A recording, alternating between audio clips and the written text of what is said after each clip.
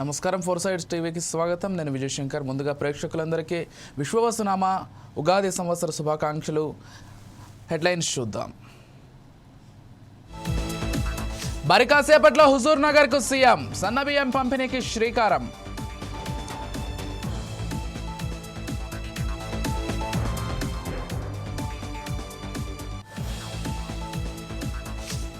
సత్యసాయి జిల్లాలో విషాదం. సైనైడ్ మింగి ఓ కుటుంబం ఆత్మహత్య.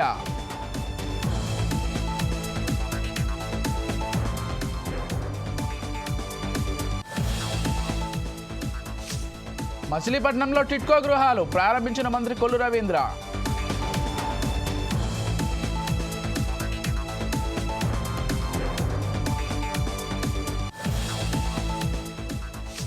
నెల్లూరులో నారాయణ పర్యటన. ఆలయ ఘాట్ను సందర్శించిన మంత్రి.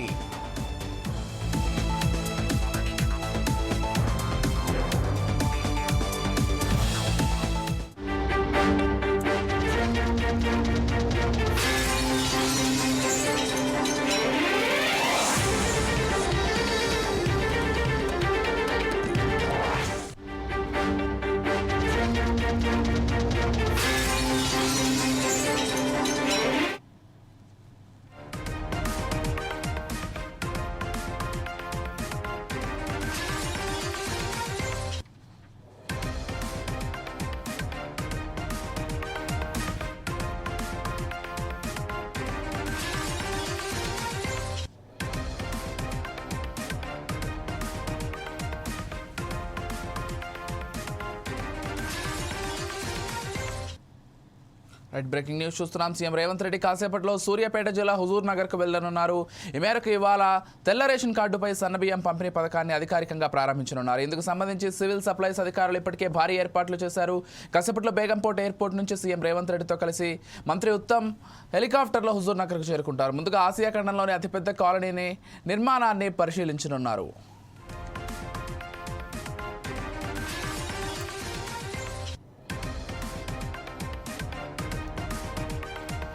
అనంతరం నేరుగా బహిరంగ సభ జరిగే ప్రాంతానికి చేరుకుని రేషన్ కార్డు లబ్ధిదారులకు సన్నబియ్యం పంపిణీ పథకాన్ని ప్రారంభిస్తారు. ఏప్రిల్ 1 నుంచి రాష్ట్ర వ్యాప్తంగా ఉన్న 84% మంది నిరుపేదలకు సన్నబియ్యం పంపిణీ చేసేందుకు సర్కారు ఏర్పాట్లు చేస్తోంది. సన్నబియ్యం పంపిణీతో తాజాగా ప్రభుత్వంపై 2800 కోట్ల అదనపు భారం పడనుంది. ఏడాది పొడవునా పంపిణీకి 36 లక్షల మెట్రిక్ టన్నుల బియ్యం అవసరం పడతాయని అధికారులు అంచనా వేశారు. ప్రస్తుతం తెలంగాణలో 89.95 లక్షల రేషన్ కార్డుదారులుండగా 2.81 కోట్ల మంది లబ్ధిదారులు ఉన్నట్లుగా తేలింది.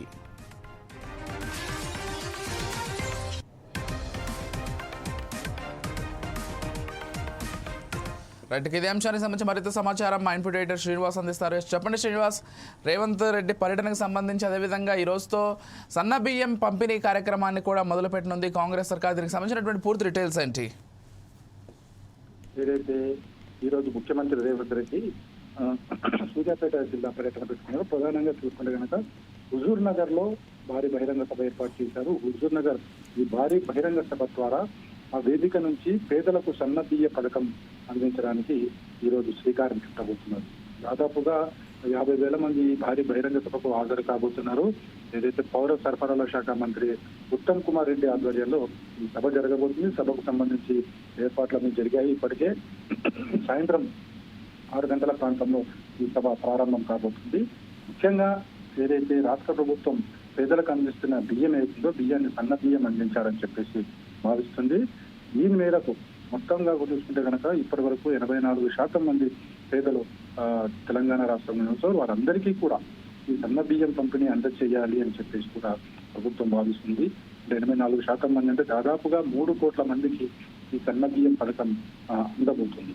రాష్ట్ర ప్రభుత్వం మీద ఇప్పుడు ఈ సన్న బియ్యం పథకం వల్ల 2,800 కోట్ల రూపాయల అదనపు భారం పడబోతుంది. అయితే మొత్తం ఈ సన్న బియ్యం పథకం ఏడాది మొత్తం కూడా సరఫరా చేయడానికి 36 లక్షల టన్నులు అవసరం అవుతుందని చెప్పేసి కూడా రాష్ట్ర ప్రభుత్వం భావిస్తుంది. సో ఈ మేరకు కాంగ్రెస్ ప్రభుత్వం అధికారంలోకి వచ్చిన తర్వాత ఏదైతే ఇచ్చిన హామీలు నిలబెట్టుకోవడంలో భాగంగా ఈ పథకాన్ని అమలు చేస్తున్నామని చెప్పేసి కాంగ్రెస్ పార్టీ చెబుతుంది. అయితే అందుకు తగ్గ ఏర్పాట్లను కూడా చేయబోతుంది. అయితే ముఖ్యమంత్రి పర్యటన సూర్యాపేట జిల్లాలో ఒకటి ఏదైతే ఈ సన్న బియ్యం పథకం ప్రారంభంతో పాటుగా అంతకు ముందు ఏదైతే 2,000 ఇళ్ల సింగిల్ బెడ్రూమ్ ఇల్లు నిర్మాణం జరిగింది. ఇది ఆచరణ పెద్ద కాలనీగా ప్రస్తుతం భావిస్తున్నారు. సో వాటి నిర్మాణాన్ని కూడా ముఖ్యమంత్రి రేవంత్ రెడ్డి పరిశీలించబోతున్నారు. ఇక మొత్తంగా చూసుకుంటే కనుక యుగాది కానుకగా ఒకవైపు పేదలకు సన్నబియ్యం పథకం అందించేందుకు ఈరోజు కాంగ్రెస్ ప్రభుత్వం ఏర్పాట్లు చేసింది. ఏప్రిల్ 1 నుంచి కూడా ప్రతి పేదవాడికి కూడా సన్నబియ్యం అందబోతుందని చెప్పచ్చు.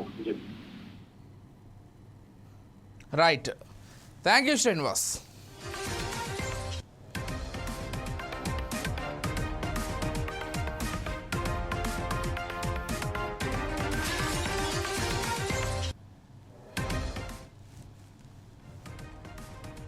సీఎం రేవంత్ రెడ్డి కాసేపట్లో సూర్యాపేట జిల్లా హుజూర్ నగర్కు వెళ్తున్నారు.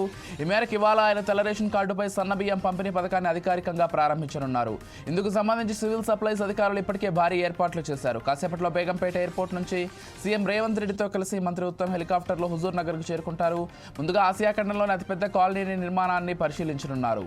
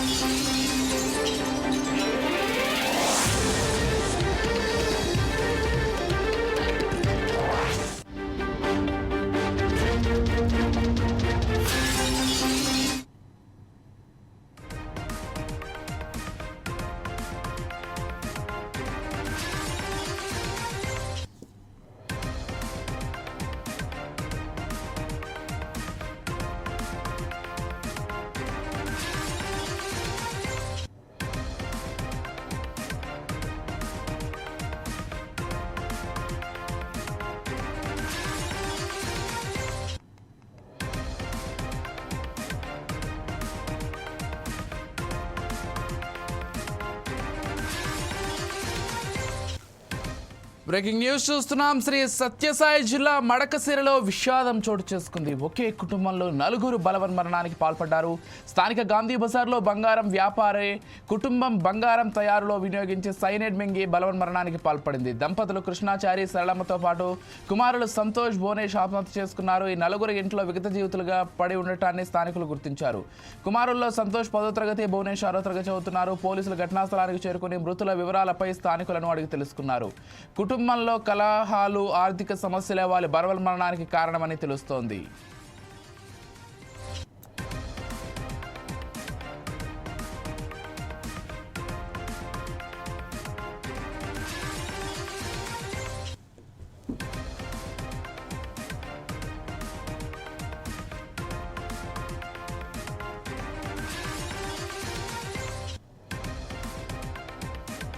ఇటు అనంతపురం జిల్లాలో ఒకే కుటుంబానికి చెందిన 4 సైనైడ్ తాగి ఆత్మహత్య చేసుకున్నట్లుగా తెలుస్తోంది. ఇదే అంశానికి సంబంధించి మరింత సమాచారం అందించడానికి మా ప్రతినిధి సూర్య సిద్ధంగా ఉన్నారు. చెప్పండి సూర్య, అసలు ఏ విధంగా జరిగింది ఘటన, పోలీసులు ఏం చెప్తున్నారు, దీనికి సంబంధించినటువంటి పూర్తి డీటెయిల్స్ ఏంటి? విజయ్, శ్రీ సత్యసాయి జిల్లా మడకశిర పట్టణంలో ఒక కుటుంబంలోని మొత్తం 4 వ్యక్తులు సైనైడ్ తాగి ఆత్మహత్య చేసుకున్న ఘటన జరగడం, ముఖ్యంగా తెలుగు సంవత్సరాలైన ఉగాది పండుగ రోజు జరగడం అత్యంత దారుణ ఘటన అని చెప్పుకోవచ్చు. కృష్ణమాచారి అనే వ్యక్తి బంగారు ఆభరణాలు తయారు చేసే పనిచేస్తాడు. ఇతనికి ఒక భార్య, 2 కుమారులు ఉన్నారు. ప్రాథమిక సమాచారం ప్రకారం ఇతనికి మక్కా అనే జూదం ఆడే అలవాటు ఉన్నట్టు అయితే తెలుస్తోంది. ఇతను ఇప్పటికే దాదాపుగా కోట్లాది రూపాయలు ఈ మక్కా జూదంలో పోగొట్టుకున్నట్టు తెలుస్తోంది. దీనికోసం మడకశిర పట్టణంతో పాటు చుట్టుపక్కల గ్రామాల నుంచి కూడా అనేక మందితో డబ్బులు అప్పుగా తీసుకున్నట్టు తెలుస్తోంది. గత నెల రోజులుగా అప్పు తీర్చాలంటూ ఒత్తిడి వస్తున్నట్టు సమాచారం. దాంతో ఆర్థిక పరిస్థితి దారుణంగా మారడం, వ్యాపారంలో అంతగా లాభాలు లేకపోవడం, ఒకవేళ లాభాలు వచ్చినా సరే అది కుటుంబ అవసరాలకు మాత్రమే సరిపోవడం, ఇక అప్పు ఇచ్చిన వారి నుంచి ఒత్తిడి అధిక రావడంతో ఈ ఆత్మహత్య నిర్ణయం తీసుకున్నట్టయితే తెలుస్తోంది. ఇతనికి 2 పిల్లలు ఉన్నారు. వీళ్ళిద్దరు కూడా ప్రైవేట్ స్కూల్లో హాస్టల్లో ఉంటూ చదువుకుంటున్నారు. 2 చదువులో బాగా చురుగ్గా ఉన్నట్టయితే సమాచారం. అదే విధంగా పెద్ద కుమారుడు సంతోష్ అయితే 10వ తరగతి పరీక్షలు రాస్తున్నాడు. నిన్ననే చివరి ఎగ్జామ్ రాసి హాస్టల్ నుంచి ఇంటికి కూడా వచ్చాడు. ఇదంతా కూడా ప్రీ ప్లాన్ ప్రకారం జరిగింది. అంటే బంగారు ఆభరణాల్లో ఉపయోగించే సైనైడ్ ద్రావకం తాగి కుటుంబం మొత్తం ఆత్మహత్య చేసుకున్నట్టయితే తెలుస్తోంది. ఉగాది పండుగ రోజు ఆత్మహత్య చేసుకోవడంతో బంధువులు, చుట్టుపక్కల వాళ్ళు కన్నీరు మున్నీరు అవుతున్నారు. విషయం తెలుసుకున్న మడకశిర పోలీసులు అయితే కేసు నమోదు చేసుకుని అనేక కోణాలు దర్యాప్తు చేస్తున్నారు. ప్రజల ప్రాణాలు తీసుకున్న ఆన్లైన్ గేమ్స్ ఏదైతే ఉందో దాని పట్ల ప్రభుత్వం ఏ విధంగా అయితే సీరియస్ గా చర్యలు తీసుకుంటుందో అదే విధంగా స్థానికంగా ఈ మట్కా జూదం లాంటివి పట్ల కూడా ప్రభుత్వం చర్యలు తీసుకోవాలి. అదేవిధంగా పోలీసులు కూడా దీనిపైన దృష్టి పెట్టి అరికట్టాలంటూ ప్రజలు కోరుకోవడం జరుగుతుంది. ఈ విధంగా రైట్, థ్యాంక్ యూ సూర్య.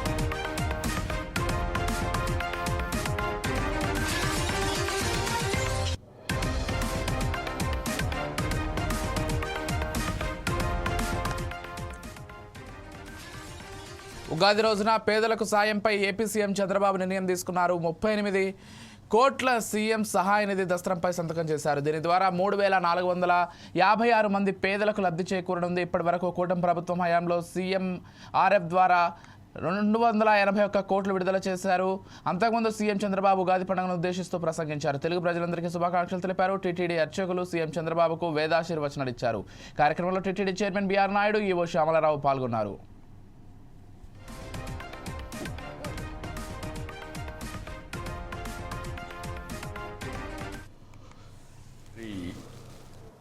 విశ్వావసునామ సంవత్సరం, తెలుగు నూతన సంవత్సరం. ఈరోజు మనం అందరం కూడా జనవరి 1 జరుపుకుంటున్నాం. అది ఇంగ్లీషు. కానీ మన సాంప్రదాయాలను మనం మర్చిపోవడం లేదు. జనవరి 1 ఎంత ఇంపార్టెంటో న్యూ ఇయర్ కింద ఉగాది కూడా దానికంటే ఎక్కువ ప్రాముఖ్యత ఉంది. ఈరోజు మన సాంప్రదాయం చాలా గొప్పది. జనవరి 1కి మనం హ్యాపీ న్యూ ఇయర్ చెప్పుకుంటాం.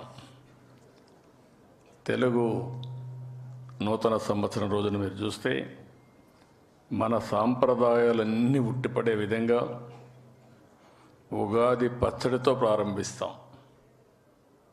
ఇప్పుడు కూడా మనందరం ఉగాది పచ్చడి తిన్నాం. దీంతో మనం మెంటల్గా ప్రిపేర్ అయిపోతున్నాం. కష్టాలుంటాయి, సుఖాలుంటాయి, అదృష్టాలు కలిసి వస్తాయి, సమ్టైమ్స్ దురదృష్టం కూడా వెంటాడుతుంది. అన్నింటినీ తట్టుకుని నిలబడడం చాలా అవసరమని మనకు మన పెద్దల నుంచి వచ్చినటువంటి వారసత్వ సంపద ఇది. అది వచ్చినప్పుడు చాలామంది కూడా దాన్ని ధైర్యంగా ఎదుర్కొనే శక్తి వస్తుంది. వేరే వాళ్లకు లేనటువంటి ఒక సంపన్నమైన వారసత్వం ఇదని చెప్పి కూడా నేను మీకు తెలియజేస్తున్నా. ఈ సందర్భంగా మన రాష్ట్రంలో, మన దేశంలో, విదేశాల్లో ఉండే తెలుగు వారందరికీ మీ అందరి తరపున ఉగాది శుభాకాంక్షలు తెలియజేస్తున్నా. ఈ ఉగాది ప్రతి ఒక్కరి జీవితాల్లో ఒక నూతనమైనటువంటి ఉత్సాహాన్ని కాకుండా ఒక మంచి భవిష్యత్తును ఇవ్వాల్సిందిగా భగవంతుని ప్రార్థిస్తున్నా. అనకాపల్లి నూకాంబిక అమ్మవారిని డిప్యూటీ స్పీకర్ రఘురాం రాజు, హోమ్ మినిస్టర్ వంగలపూడి అనిత దర్శించుకున్నాడు. అమ్మవారి ఉత్సవాలను రాష్ట్ర ప్రభుత్వం రాష్ట్ర పండుగగా ప్రకటించింది. ఈ సందర్భంగా అమ్మవారికి పట్టు వస్త్రాలు సమర్పించారు.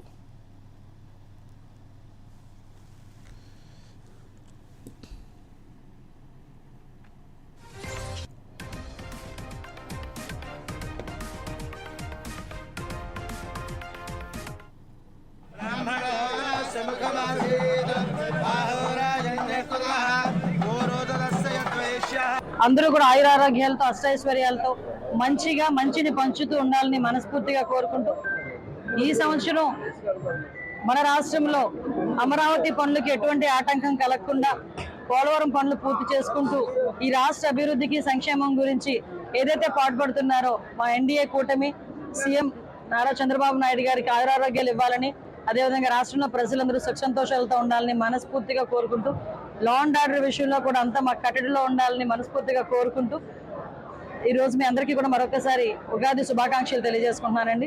ముఖ్యంగా అనకాపల్లి నూకాలమ్మ టెంపుల్, నూకాంబిక టెంపుల్ అంటేనే అందరికీ కూడా ఇలవేల్పు, ఉత్తరాంధ్రకే ఇలవేల్పైన అమ్మవారి జాతర మనకి నెల రోజుల పాటు ఇక్కడ కొనసాగటం. ఈ రోజు నేను కొత్త అమావాస్య, ఈ రోజు ఉగాది సందర్భంగా ఈ రోజు నా కుటుంబ సమేతంగా ఇక్కడికి వచ్చి అమ్మవారి దర్శనం చేసుకోవడం, అమ్మవారి దీవెనలు అందుకోవడం కూడా చాలా అదృష్టంగా భావిస్తున్నాను.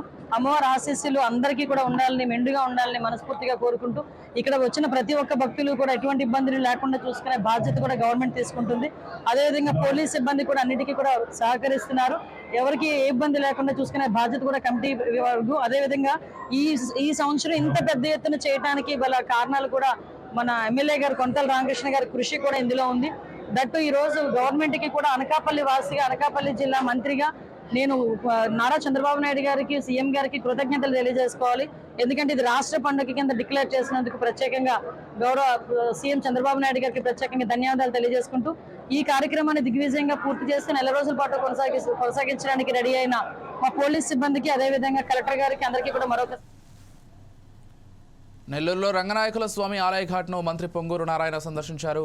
ఘాట్లో అభివృద్ధి పనులపై అధికారులకు పలు సూచనలు చేశారు. ఘాట్లో పుణ్యస్నానాలు ఆచరించే భక్తులకు ఇబ్బంది లేకుండా ఏర్పాట్లు చేయాలని మంత్రి ఆదేశించారు. తెప్పోత్సవాన్ని తిలకించేందుకు అనువుగా మరో ఘాట్ను ఏర్పాటు చేయాలని నిర్ణయించినట్లు మంత్రి తెలిపారు.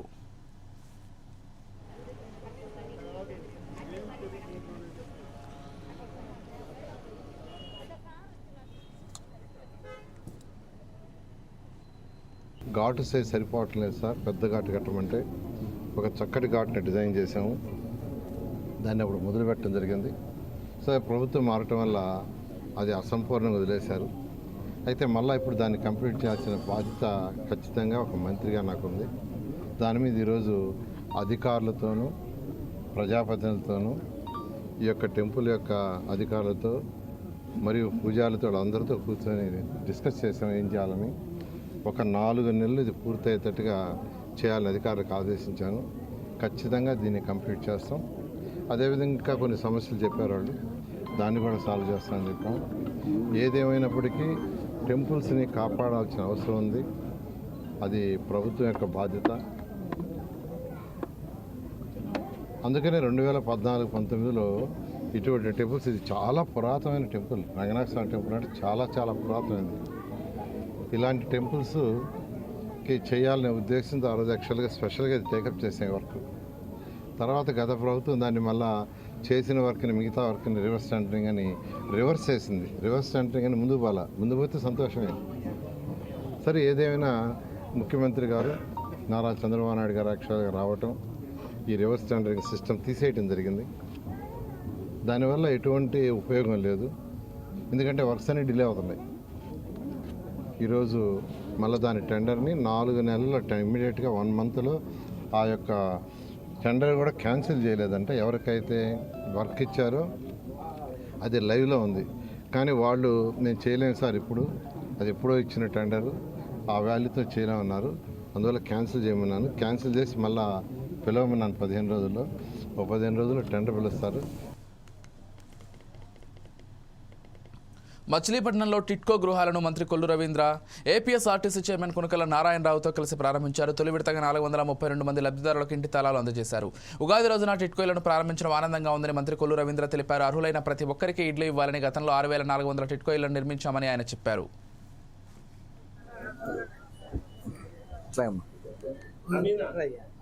రవీంద్ర